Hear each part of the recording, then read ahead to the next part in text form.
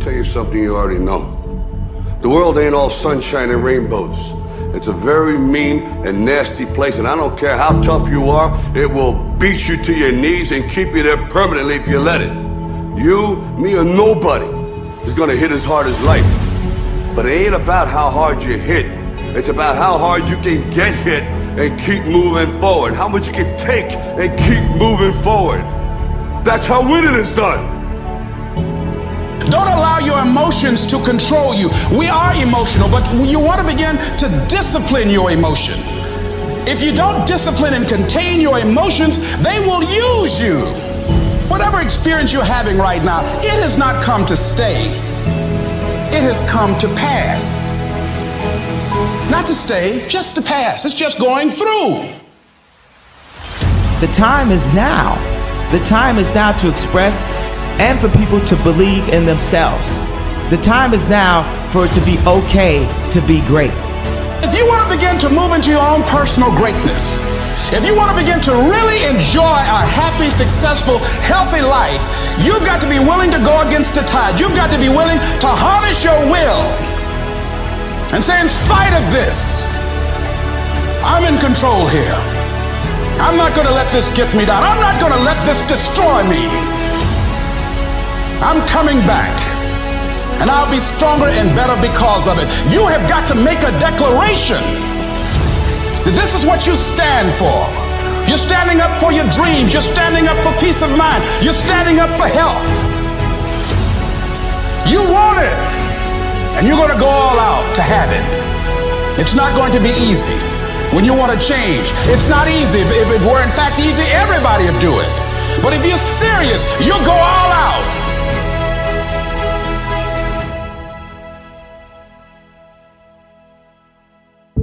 But like I always say, life is 10% what happens to you, it's 90% what you do about it. The first step is getting completely and brutally honest enough to say, I am tired of myself. When you say I'm sick and tired of being sick and tired, that's the facilitator of change. That's when you're ready to say these words, no more excuses. No more excuses. I believe that self-discipline is the definition of self-love. That when you say that you love yourself, that means that you have behavior towards yourself that is loving.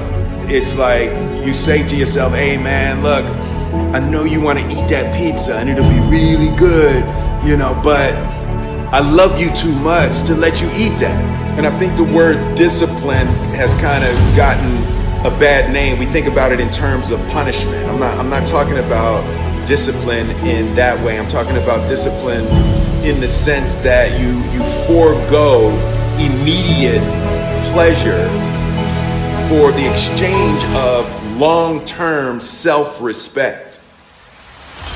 If you find your passion, you're going to have this tremendous energy. It's sustainable energy. But momentum requires you always do the next thing to keep the momentum going. And the reason you get yourself in a passionate place is so that you change your life, and the only thing that changes your life is making a decision. So while you're in this passionate state, that's where you make decisions. A decision is the first step. Decision is like a war. I gotta do this or that. All right, I'm gonna make myself do this. But commitment is when you now, after you've decided, you commit to do this for the long term. Whether it's hard or easy, doesn't matter. You're doing this. It takes it from this moment and it carries it into the future even when things are difficult. The only way that commitment and the energy and the momentum continues is if you take immediate, massive action is the cure-all. If you're having a difficult time with something, your relationship isn't where you want it to be, your finances are not where you want to be, your body's not where you want to be, your business is not where you want to be, you need to take massive action. And if that doesn't work, try something else. If that doesn't work, try something else. Keep going with massive action and you will find the way, because it will give you momentum.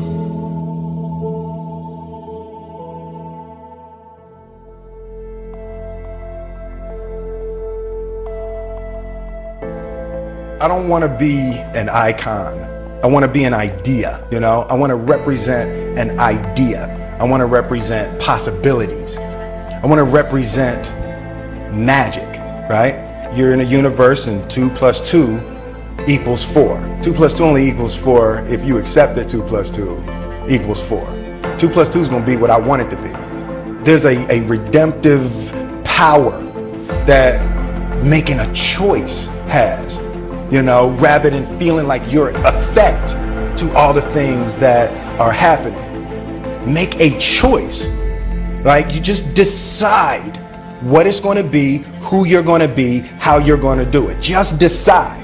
And then from that point, the universe is going to get out your way. A person's strengths are often their biggest weaknesses.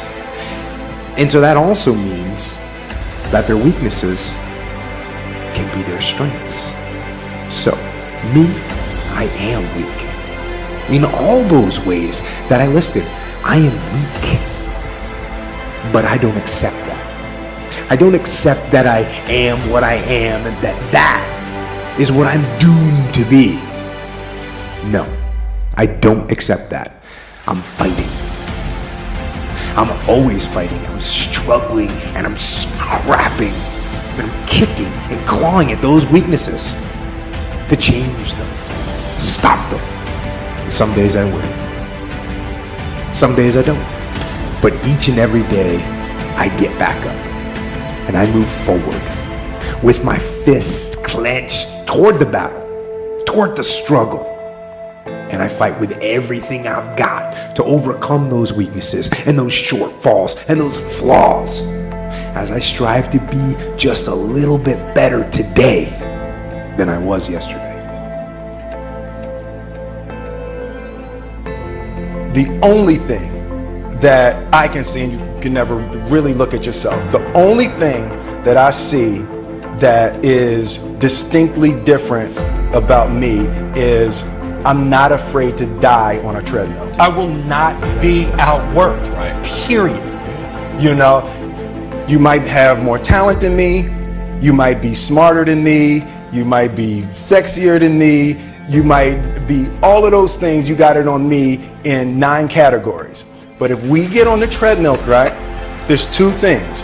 You're getting off first, or I'm gonna die. It's really that simple, right? So let's go back to the question about what if people block me out. It's going to be 2 options. I'm going to get back in, or I'm going to be dead. You're not going to outwork me. It's such a simple, basic concept. It's the guy who is willing to hustle the most is going to be the guy that just gets that loose ball. The commodity that I see the majority of people who aren't getting the places they want or aren't achieving the things that they want in this business is strictly based on hustle.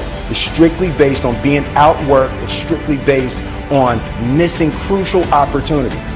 I say all the time, if you stay ready, you ain't got to get ready. Everything you're going through is preparing you for what you asked God for. You just got to quit tripping while you're in the process, because the process is necessary. You may not see it now, but when he gets you on the other side of it, you're going to see exactly why it went that way, and you're going to be okay with it. But quit tripping during the process. Oh Lord, why me? You ain't the only one. Oh Lord, why me? You ain't the only one. Oh Lord, why I lose my job? You ain't the only one unemployed.